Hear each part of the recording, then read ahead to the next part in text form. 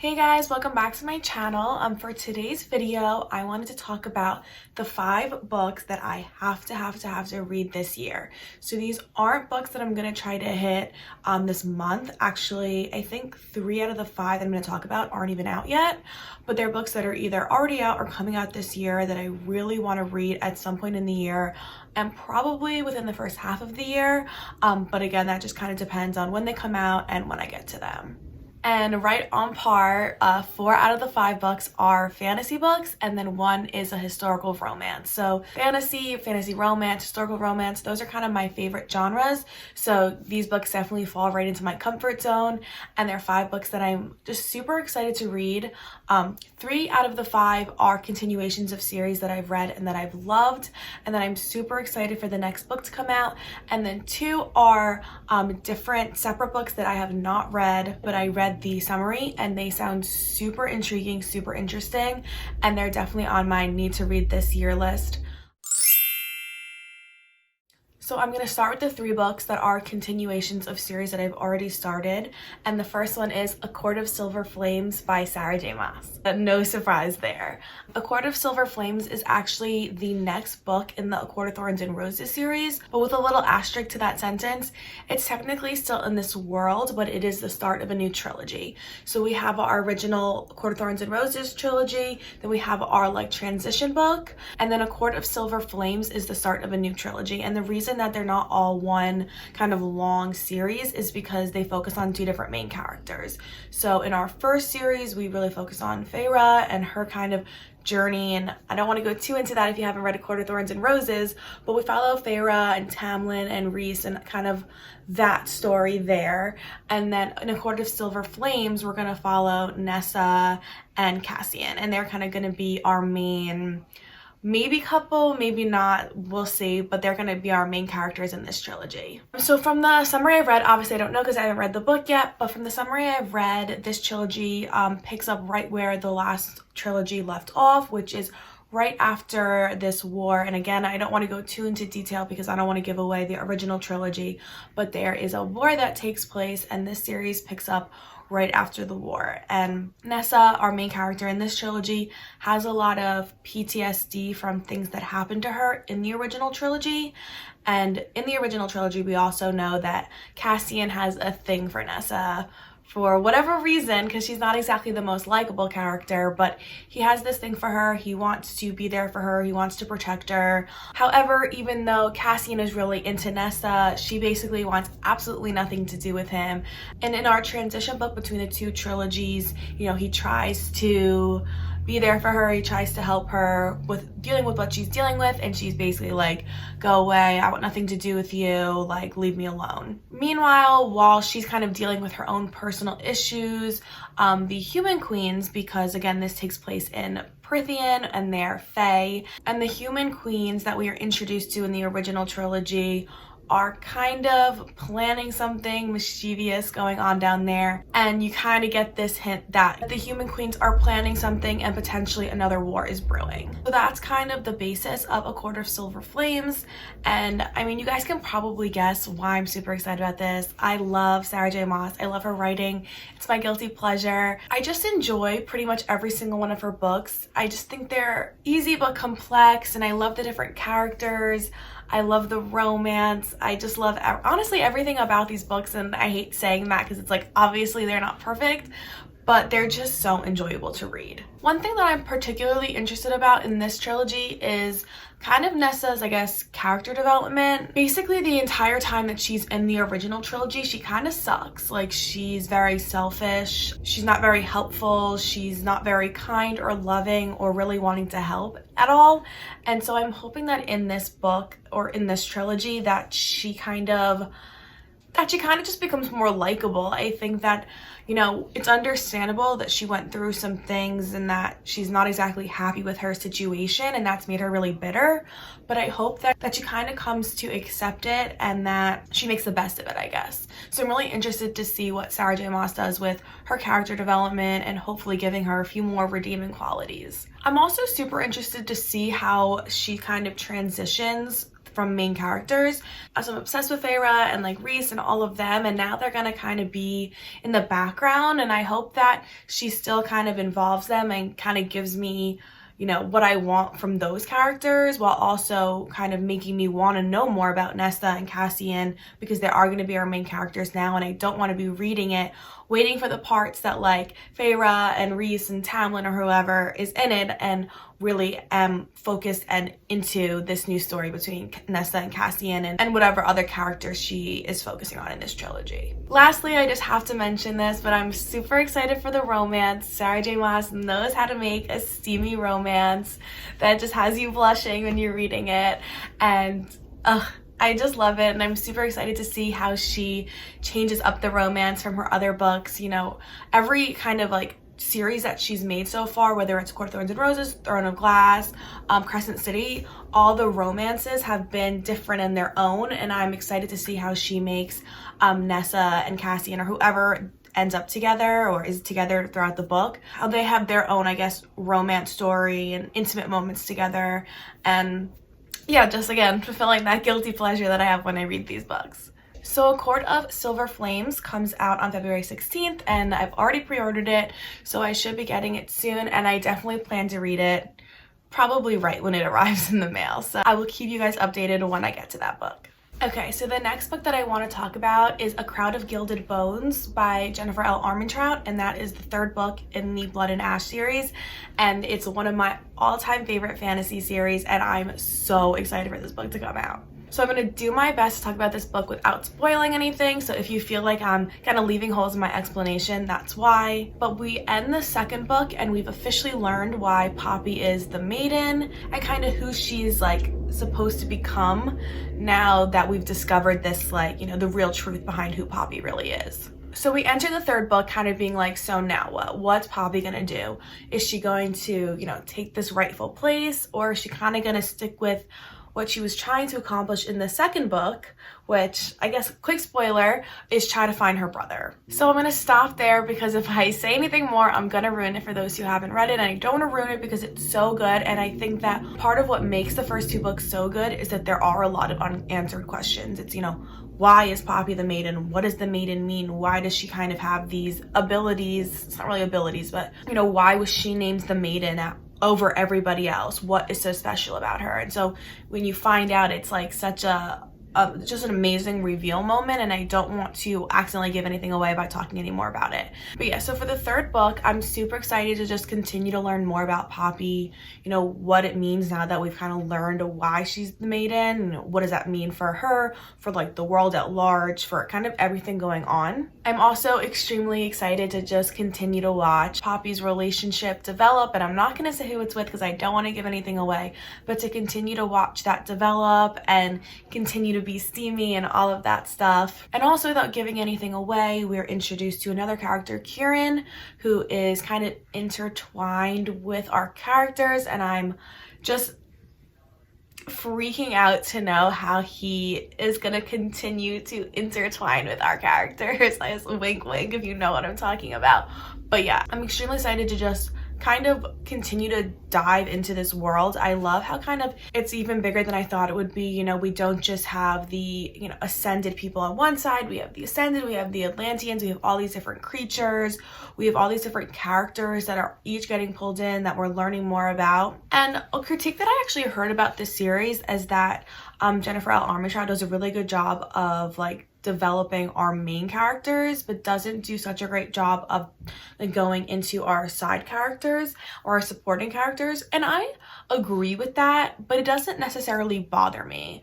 I think that if she were to go into detail with every single side character, it would almost be annoying and it would make the book super long. And I don't think it would be bad if she went into a little bit more detail with some of our side characters. And I think she will potentially as they just become more important. Like with Kieran, as I mentioned before, you know, his character is basically, you know, barely existed in the first one, and we learned a lot more about him in the second. I think we'll continue to learn more about him in the third. So I think it's more just like she's really focused on these two main characters because at the end of the day, they are our protagonists. They are extremely vital to the story. And I think that as other characters are coming in, the more important they become, the more we learn about them. So I definitely see that critique and I hear you, but I don't know if it really so much bothers me though. And I would also say that this series is definitely a fantasy romance. It's not just a pure fantasy. The romance really drives the plot. It drives the story forward. It's a central part of the book. It's not like, you know, it's a fantasy book and then it has romance in the background. It's definitely central to the story. And The Crown of Gilded Bones comes out in April, so I will definitely be pre-ordering that and probably reading it as soon as it arrives. Okay, and my third book is Portrait of a Scotsman by Evie Dunmore, and that is the third book in the League of Extraordinary Women series, like the Bringing Down the Duke series that I've talked about definitely more than once on this channel. So in the first book of this series, we are introduced to this group of friends, and each book so far has had a different main character from that friend group. So in our original book, we follow Annabelle, second book, we follow Lucy, and now we're gonna follow Hattie's story. All of the women we follow throughout this series are suffragists, and they all go to Oxford, which I just love that spin on just like traditional historical romances. You know, it's not just like, these aren't women that are like, you know, in need of a man. They're very much their own person. They stand on their own. They want things for themselves. You know, they want education. They want more rights. And not all historical romances touch on those things. A lot of them I find focus specifically on the romance itself and not so much of like the woman being a strong character who's like pushing women's rights forward. So I think that, you know, that kind of spin on it is really nice and empowering, and I just love that she included that and she continues to include it in every book. So as I said, this book, Portrait of a Scotsman, focuses on Hattie, and it seems like from the description that there's going to be a marriage pact, which is actually one of my favorite tropes, so I'm super excited about that. And I'm assuming that, you know, her and her man or whatever make this pact, and they are assuming there's going to be no love between them, and they're doing this for some type of mutual benefit. And then throughout the book, you know, that agreement that they make in the beginning is going to turn into more, and they're going to fall in love, right? So that's what I think is going to happen. Seemingly pretty simple and straightforward, but I've loved the first two books of this series, and I'm super excited for the third one to come out. And this book comes out on September 7th, which sucks that I have to wait pretty much all year, but when this book does come out, I'll definitely be picking it up right away. So the next two books I'm going to talk about are not continuations of series that I've already started, but new fantasy novels that I really want to dive into.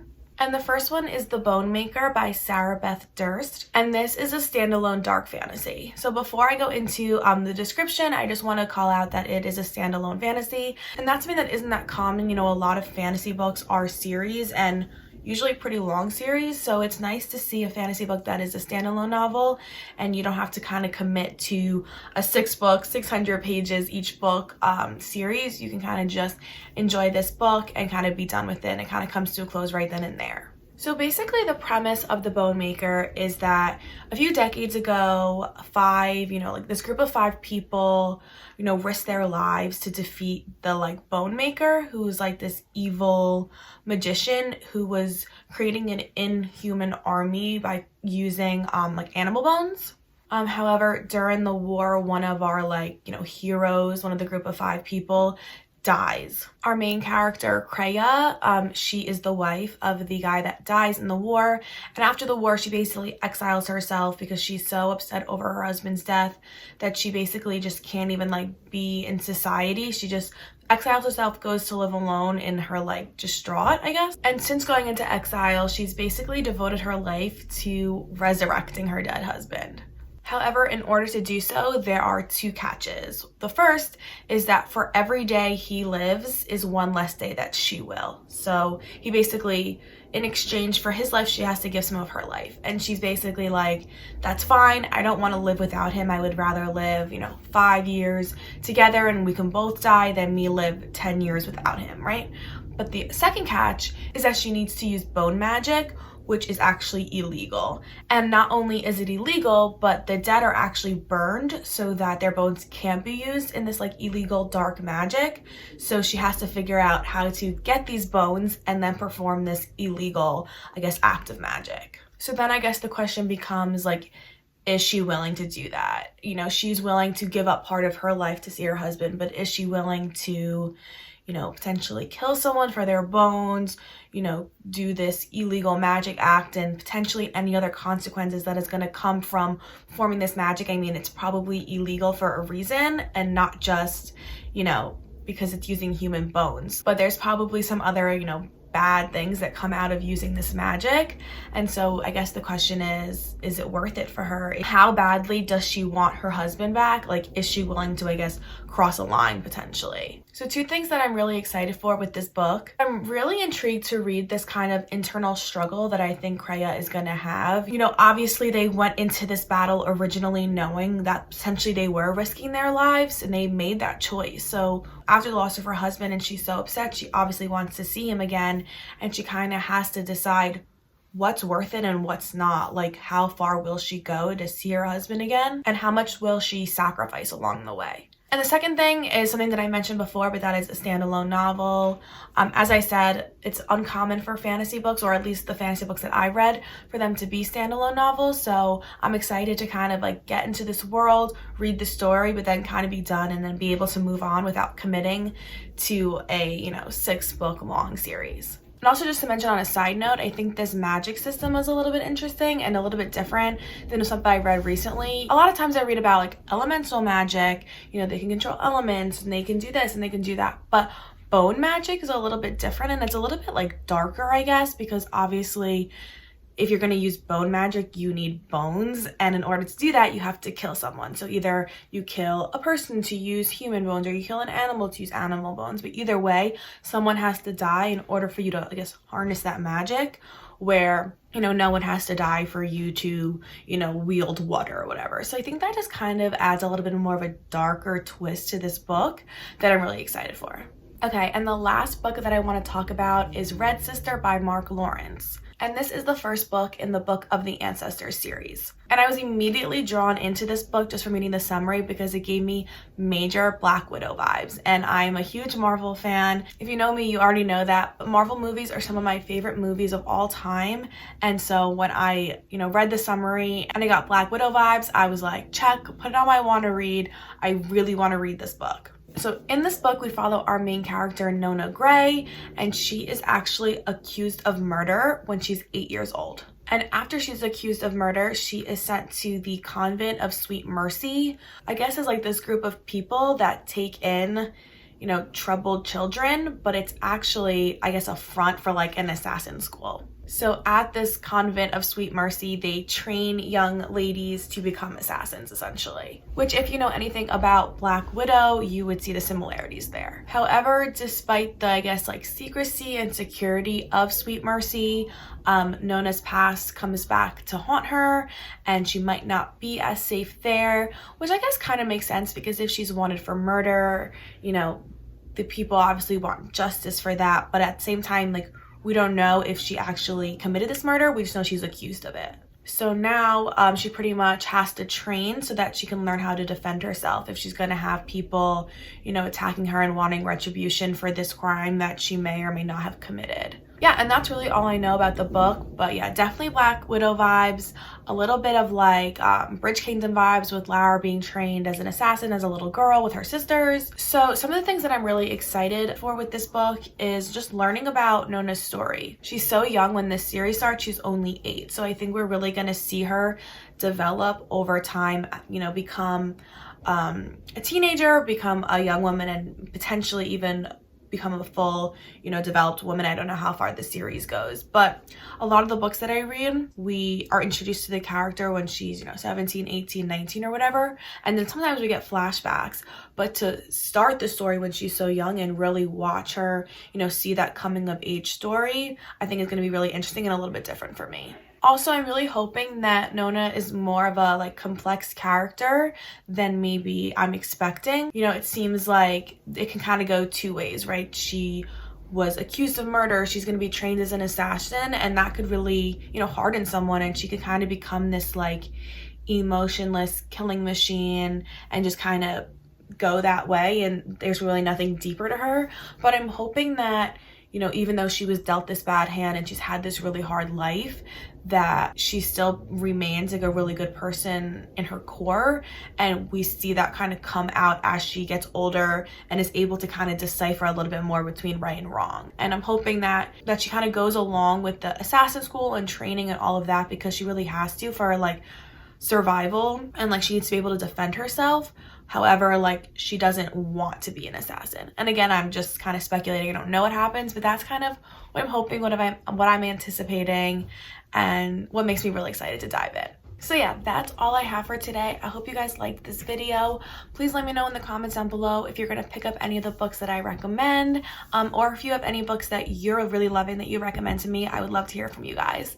But yeah, that is all I have. So please like this video, please subscribe if you aren't already, and I will catch you guys in my next video. Bye.